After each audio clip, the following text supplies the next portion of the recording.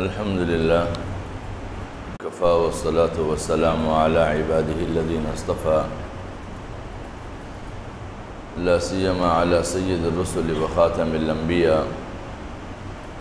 وعلى آله وصحبه ومن بهديه مهتدى. أما بعد فأعوذ بالله من الشيطان الرجيم. بسم الله الرحمن الرحيم.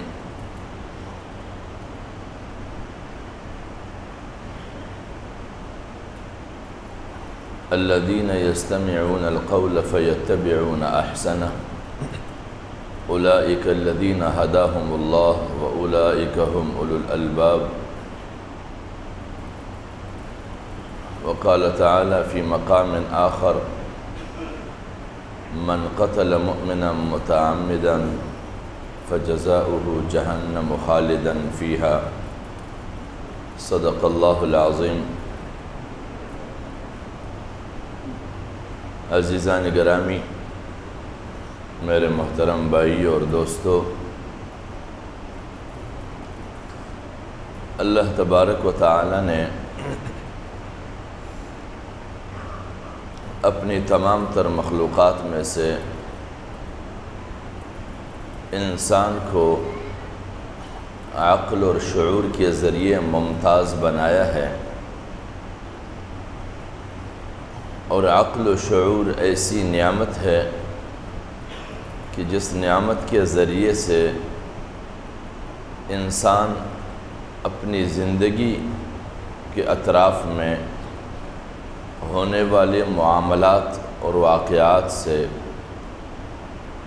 سبق بھی حاصل کرتا ہے اور ان کے نقصانات سے بچنے کی کوشش بھی کرتا ہے۔ اور عقل و شعور کا دوسرا فائدہ یہ ہے کہ انسان اپنے آپ کو سنجیدہ رکھتا ہے، جذباتیت سے بچنے کی کوشش کرتا ہے، کیونکہ سنجیدگی میں انسان اپنی زندگی کی مصروفیات کو معقول طریقے سے معقول راستوں پر رکھتا ہے، اور جذباتیت کی بنیاد پر انسان نامعقول اعمال میں مبتلا ہو کر نامعقول طرز عمل اختیار کرتا ہے، اور نامعقول ذمہ داریاں اور نامعقول طرز عمل یہ انسان کے ساتھ مناسب نہیں ہے، کیونکہ انسان کو اشرف المخلوق کہا جاتا ہے، اور اشرف المخلوق جب نامعقولیت اور عدم سنجیدگی پہ اتر آتا ہے تو پھر اس میں انسانی عادتیں ختم ہو جاتی ہے، اس کے اندر غیر انسانی عادات ابھرتے ہیں، اور غیر انسانی عادات کے نتیجے میں انسان وحشتناک بن جاتا ہے، انسان رحم دل نہیں رہتا۔ اور مناسب یہ ہے کہ انسان رحم دل ہو، اور جب اس میں رحم دلی ہوگی تو وہ حضور نبی اکرم صلی اللہ علیہ وسلم کے اس روایت پر عمل کر سکے گا کہ ارحم من فی الارض یرحمکم من فی السماء، کہ تم مہربانی کرو ان پر جو زمینوں میں ہے، اللہ رب العزت جو آسمانوں کا مالک ہے وہ آپ پر مہربان ہوں گے۔ لہٰذا جب سے ہمارے درمیان میں سے سنجیدگیاں ختم ہوئی ہے اور عقل و شعور چھوڑ کر ہم جذباتیت میں کے رو میں بہنے لگے ہیں، تب سے امت مسلمہ بحیثیت قوم امت مسلمہ ہم اپنے آپ کو بھی نقصان پہنچاتے ہیں، اپنے دین کو بھی بدنام کرتے ہیں، اور اپنے بھائیوں کو جسے ہم دین اور اسلام کی بنیاد پر بھائی سمجھتے ہیں ان کو بھی ہم تکلیفوں میں ڈالتے ہیں۔ اور ہمیشہ کے لیے جب ایک طبقے کے درمیان پریشانی کے اسباب پیدا ہوتے ہیں تو وہ اسباب، اس اسباب کے نتیجے میں جو پریشانیاں ہیں وہ پھر ایک خطے کے اندر محدود نہیں رہتے، ان کے اثرات اطراف تک پھیل جاتے ہیں۔ آج کا اہم ترین مسئلہ ہمارے یہاں وہ اسلام اور اسلام کے نفاذ کا ہے۔ ہر کوئی یہ چاہتا ہے کہ اسلام بحیثیت نظام نافذ ہو۔ ہر کوئی چاہتا ہے کہ جہاں میں رہتا ہوں وہاں اسلام کی بالادستی ہو، لیکن کبھی ہم نے یہ نہیں سوچا ہے کہ اسلام کی بالادستی اور اسلام کا نظام یہ عمل کا نتیجہ ہوا کرتا ہے، یہ جبر کے ذریعے نہیں ملا کرتا، کیونکہ اللہ رب العزت کا ایک قانون ہے۔ فرماتے ہیں وَعَدَ اللَّهُ الَّذِينَ آمَنُوا مِنْكُمْ وَعَمِلُوا الصَّالِحَاتِ کہ اللہ رب العزت کا یہ وعدہ ہے، یہ فیصلہ ہے کہ تم میں سے جو لوگ ایمان لائے ہیں وَعَمِلُوا الصَّالِحَاتِ اور زندگی کی روش اور عادات ان کے اللہ کے منشا کے مطابق ہے، لَيَسْتَخْلِفَنَّ لَهُمْ فِي الْأَرْضِ ضرور بضرور ان کو زمین پر خلافت دی جائے گی ان لوگوں کی جو ان سے پہلے موجود تھے، كَمَا اسْتَخْلَفَ الَّذِينَ مِنْ قَبْلِهِمْ جیسے اس سے پہلے، یعنی زمین پر اللہ رب العزت نے اپنے چاہنے والوں کو حکومتیں عطا کی ہے، تو اس کے بعد بھی عطا کرنے کا یہی طریقہ ہے۔ وَلَيُمَكِّنَنَّ لَهُمْ دِينَهُمُ الَّذِي ارْتَضَىٰ لَهُمْ اور جس دین پر تم راضی ہو انہی کو زمین پر تمکن اور استقامت دی جائے گی۔ وَلَيُبَدِّلَنَّهُمْ مِنْ بَعْدِ خَوْفِهِمْ أَمْنًا اور ضرور بضرور تمہارے مروجہ خوف کو امن میں بدل دیا جائے گا۔ اب جب اللہ رب العزت کا نظام اور عادت یہی ہے تو اس کے بعد ہمارے یہاں اگر ہم جائزہ لیں تو ہمارے یہاں ایمان کس معیار کا ہے، عمل کس معیار کا ہے، اخلاق کس معیار کی ہیں، اور اس کے بدلے میں انعام ہم کس معیار کی چاہتے ہیں۔ ہمارے یہاں رہنمائی میں جھوٹ ہے، قیادت میں جھوٹ ہے، شریعت کی بیان کرنے میں جھوٹ ہے، نظام کے نفاذ میں جھوٹ ہے۔ جب ہر طرف جھوٹ ہی جھوٹ ہو تو پھر اس کے بعد اس بات کی توقع رکھنا کہ اللہ رب العزت کی طرف سے وہ خاص مہربانی جو دین اور اسلام کے سائے تلے حکومت ہے وہ ہمیں ملے، یہ ناممکن ہے، اور ہم سے ایمان بلند و بالا معیار کا نہ بنایا جا سکے، اعمال ہم سے اللہ کے مطلوب صادر نہ ہو سکے، اور ہم انعام اللہ سے چاہیں کہ ہمیں حکومت عطا کی جائے۔ جب ہمارے پاس یہ طریقہ کار موجود ہی نہیں ہے تو پھر اس کے بعد ہم چاہتے ہیں کہ جبر کے ذریعے سے ہمیں حکومت ملے، اور جبر کے ذریعے سے حکومت کے نفاذ کے لیے یہ اسلام کا طرز عمل نہیں ہے، بلکہ یہ مغرب کا ایجاد کردہ طرز عمل ہے۔ اب ہم دیکھتے ہیں کہ ہمارے اس مسلم خطے کے اندر جہاد کے نام پر کتنی تحریکیں ابھری ہے اور کتنے انسانوں کو لقمہ اجل بنایا ہے، اور اس کے نتائج کیا برآمد ہوئے ہیں، آج تک نتائج اس کی کیا برآمد ہوئے۔ یعنی ہم نے دیکھا، اور ہم میں سے وہ حضرات جنہوں نے باقاعدہ 88 اور 89 کا زمانہ باقاعدہ دیکھا ہے، وہ اس بات کا بخوبی جائزہ لے سکتے ہیں کہ سب سے پہلے ہمارے یہاں پاکستان کے خطے میں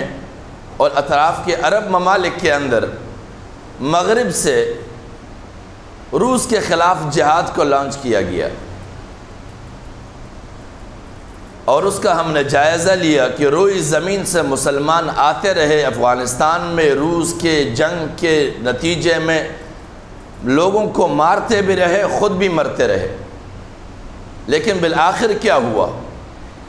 بالآخر 1988 میں جنیوا کا امن معاہدہ وجود میں آیا، اور اس امن معاہدے میں بین الاقوامی امن معاہدے کتاب ہے، اس کا جائزہ لے کوئی اس معاہدے میں کوئی افغان مجاہد کا کوئی سربراہ نہیں بٹھایا گیا۔ جنیوا میں معاہدے کے دو بڑے ضامن تھے، ایک امریکہ اور ایک روس، اور دو فریق اس میں ظاہر کیے گئے، ایک فریق پاکستان اور ایک فریق افغانستان۔ اور اس کا فیصلہ یوں کیا گیا کہ آئندہ نہ پاکستان افغانستان کے حدود کو پامال کرے گا، نہ افغانستان پاکستان کے حدود کو پامال کرے گا۔ روس افغانستان کا ضامن بنا اور امریکہ پاکستان کے ضامن بنے، اور وہ معاملہ ختم ہو گیا۔ نہ کسی نے جہاد لڑا، نہ کوئی کافر وہاں آیا، اور نہ مجاہد سے پوچھا گیا کہ تم کتنے لوگ شہید ہوئے اور آپ کے مطالبات کیا ہے، کچھ نہیں پوچھا گیا۔ اور جب ان دو بڑوں نے طے کیا تو پھر جہاد بھی ختم، جنگ بھی ختم، سب کچھ ختم۔ لیکن اس معاہدے کے نتیجے میں چونکہ یہ طے ہوا تھا کہ افغانستان سے روس نکلے گا، تو اس کے انخلاء کے بعد کوئی اور خارجی افغانستان میں نہیں آئے گا، حکومت افغانیوں کی ہوگی، کسی اور کی نہیں ہوگی۔ جب یہ معاہدہ وہاں طے ہوا تو اس معاہدے کی بنیاد پر جب روس کو دھکیلا گیا تو کوئی اور طاقت وہاں داخل نہیں ہو سکتی تھی۔ اس لیے وہ طاقتیں جنہوں نے روس کے خلاف وہاں پر محاذ گرم کیا تھا، ان طاقتوں کا یہ مقصد تھا کہ جب ہم خود داخل نہ ہو سکے تو ہمارے اس جنگ کا فائدہ کیا ہوا۔ تو واپس عالمی طاقتوں کو افغانستان میں داخل ہونے کے لیے طالب کو پروان چڑھایا گیا، اور طالب کو پروان چڑھانے کے لیے ہمارے اس خطے کے تمام تر مذہبی لیڈرشپ کو استعمال کیا گیا، اور مدارس میں پڑھنے والے وہ امانت طلباء جن کو پڑھنے کے لیے بھیجا گیا تھا، ایک ایک کو ورغلا کر اسے جنگ کے لیے بھیجا گیا، اور اولین امانت میں خیانت یہاں سے کیا گیا کہ کسی بھی والد نے اپنے بیٹوں کو مرنے کے لیے یا کسی اور کو قتل کرنے کے لیے نہیں بھیجا تھا۔ انہوں نے بھیجا تھا تعلیم کے حصول کے لیے، لیکن انہیں موت کے گھاٹ اتارنے کے لیے افغانستان بھیج دیا گیا، اور بڑے بڑے شیوخ، بڑے بڑے مفتیان کرام اس جنگ کی سرپرستی کرتے رہے اور اس کو جہاد کہلایا۔ اور جہاد کے اس نتیجے میں مرے کون؟ اس طرف سے بھی آذان کر کے نماز پڑھنے والے اور اس طرف سے بھی آذان دے کر نماز پڑھنے والے۔ دونوں آذان دے کر نماز پڑھنے والے نماز سے فراغت کے بعد ایک دوسروں پر گولیوں کی بچھاڑ کرتے تھے۔ تو پھر جب ہم حضور نبی اکرم صلی اللہ علیہ وسلم کی اس روایت کو دیکھتے ہیں کہ القاتل والمقتول کلاہما فی النار، کہ مارنے والے اور مرنے والے دونوں جہنمی ہوں گے، اور کہاں ڈھونڈا جائے اس کا مصداق؟ اور وہ جنگ چلتا رہا، اور پھر جب عالمی طاقتوں نے اس جنگ کو اس عروج پہ پہنچایا کہ اسی طالب کو تمام عالمی دنیا کے لیے خطرناک ثابت کیا گیا باقاعدہ منصوبے کے تحت، تاکہ ساری دنیا یہ سمجھے کہ یہ بہت ہی خطرناک لوگ ہیں، اور اگر یہ ان خطوں سے باہر آ گئے تو دنیا کا کوئی بھی ملک امن کے ساتھ باقی نہیں رہے گا۔ تو پھر ساری دنیا کو ان عالمی چمپینوں نے ساتھ آمادہ کر کے طالبان کے خلاف وار کیا اور سارے طالبان کو باہر کیا، اور امن کے قیام کے نام پر آج تک بیٹھے رہے وہاں پر۔ جب بیٹھے رہے تو پھر ان کے ساتھ قطر میں جو معاہدے ہوئے، ان معاہدوں میں بھی دوسرے دن امریکی وزارت خارجہ میں افغانستان کے لیے بیٹھے ہوئے ترجمان خود کہتے ہیں کہ ہمارے اور طالبان کے درمیان کوئی مذاکرات نہیں ہوئے، کیونکہ عالمی قوانین میں مذاکرات کے لیے دونوں جانبین کو ریاست ہونا لازمی ہے، طالبان ریاست نہیں ہے، اس لیے ہماری ان کے ساتھ یادداشتیں دستخط ہوئی ہیں۔ اب یادداشتیں دستخط ہونے کا مقصد کیا ہے کہ آج کے بعد تمہاری ذمہ داری کیا ہوگی اور میری ذمہ داری کیا ہوگی، اور ان ذمہ داریوں کا نتیجہ کیا نکلا کہ اب امریکہ نے نکلنے کا اعلان کیا، اور جہاں جہاں سے ان کی مرضی پر اضلاع میں بیٹھے ہوئے کمانڈر تھے افغان حکومت کے نام پر، انہیں امریکہ نے کہا کہ اپنے آپ کو سرنڈر کرتے جاؤ اور طالبان کے حوالے کرتے جاؤ سب کچھ۔ اور اس کی بنیادی وجہ کیا بنی؟ وجہ یہ بنی کہ افغانستان میں امریکہ اور اس کی طاقتیں چاہتے تھے کہ وہ جنگ کو اتنا طول دے، اتنا لمبا کرے کہ دنیا کو یہ باور کرا سکے کہ یہاں پر بدامنی ہے اور ہم امن کے قیام کے لیے بیٹھے ہوئے ہیں۔ لیکن دوسری طرف روس، ایران، ہندوستان اور چائنا نے ان کے امن کے اعلان کا انتظار نہیں کیا اور افغانستان میں سرمایہ کاری کرنے لگے، اور اس سرمایہ کاری سے انہوں نے دنیا کو یہ باور کرانا چاہا کہ افغانستان میں کوئی بدامنی نہیں ہے، امریکہ وہاں پر خود ساختہ بدامنی بنا کر بیٹھا ہوا ہے۔ تو امریکہ کو اپنی عزت بچانے کے لیے وہاں سے نکلنے کا اعلان کرنا پڑا، اور ساتھ میں یہی ڈرامہ کھیلنا پڑا کہ تاکہ دنیا سمجھے کہ طالبان اتنے طاقتور ہے اور اب وہ دوبارہ افغانستان پر قبضہ کرنے لگے ہیں، جبکہ یہ اپنے بٹھائے ہوئے لوگوں کے ذریعے سرنڈر کروا کے روز روز ان کے ہاتھوں میں اسلحہ خود تما رہے ہیں، تاکہ یہ بین الاقوامی طاقتوں کی وہاں سرمایہ کاری کرنے والے جو ممالک ہیں، جو روس، ایران، ہندوستان اور چائنا ہے، ان کو یہ یقین دہانی کروا سکے کہ میری وجہ سے امن تھا، اب نہیں ہے، تاکہ وہ وہاں سرمایہ کاری چھوڑ کر فرار ہو جائے اور افغان حکومت سرنڈر کر جائے، اور پھر سے امریکہ بین الاقوامی تانے دار کے شکل میں افغانستان میں داخل ہو سکے، اور دوبارہ امن کے قیام کے نام پر خرچہ کرتے ہوئے پھر سے عالمی دنیا کو کہے کہ اب کوئی سرمایہ کاری کرنا چاہتے ہیں تو میرے پچھلے اخراجات میں بھی ہمارے ساتھ حصہ دار بنے اور نئے امن کے قیام میں بھی میرے اخراجات میں حصہ بنے۔ لیکن ہمارا مذہبی طبقہ یہاں کا اس حوالے سے نہیں سوچتے ہیں، بلکہ وہ کہتے ہیں کہ مبارک ہو مسلمانوں کو، پھر سے فتوحات ہو رہے ہیں، پھر سے اسلام کا علم لہرائے گا، جبکہ جھوٹ بول رہے ہیں۔ یہ پھر سے عالمی اقتصادی جنگ کو تقویت دینا چاہتے ہیں اور مغرب کو وہاں سے مضبوط کرنا چاہتے ہیں۔ ہمارے مذہبی طبقے کا یہ حال ہے، یہ اپنے مذہبی اداروں کے چار دیواری میں رہ کر اندھے بہرے مولویت کے ساتھ عالم اسلام کو اس طرح کے دھوکہ دیتے ہیں۔ یا تو وہ بین الاقوامی سیاسیات کو سمجھ کر اس معاملے پر بولیں، یا تو پھر خدا کے لیے وہ لوگ پرہیز کریں، کیونکہ جس چیز کو وہ سمجھتے نہیں ہیں تو کیوں امت مسلمہ کو باہم دست و گریبان کر کے ان کے خون کی ہولی کھیلنا چاہتے ہیں۔ آج کے حالات کا یہی خلاصہ ہے کہ امریکہ پھر عالمی تانے دار دوبارہ بننا چاہتا ہے۔ جب اس طرح کی صورتحال میں ہمارے مذہبی سربراہوں کا اور مذہبی طبقے کو کسی چیز کا علم نہ ہو تو سوائے وہ جذباتیت کے اور کسی راستے کو اختیار ہی نہیں کر سکتا، اور جب وہ جذباتی بنے گا تو پھر وہ اپنے آپ کو بھی غرق کروائے گا اور دوسروں کو فائدہ پہنچائیں گے،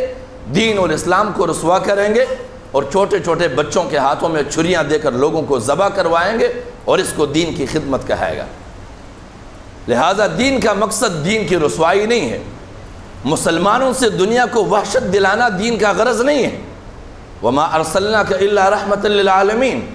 حضور نبی اکرم صلی اللہ علیہ وسلم پورے عالم کے لیے رحمت تھے، صرف ارسلناک الا رحمۃ للمؤمنین للمسلمین نہیں تھے، پورے عالم کے لیے۔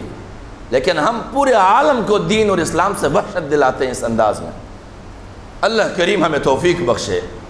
کہ ہم وحشی مسلم بننے کے بجائے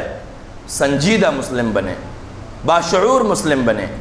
اور وہ مسلم بنے جس کے بارے میں حضور نبی اکرم صلی اللہ علیہ وسلم فرماتے ہیں کہ اتقوا فراست المؤمن فإنه ينظر بنور اللہ، کہ مؤمن کے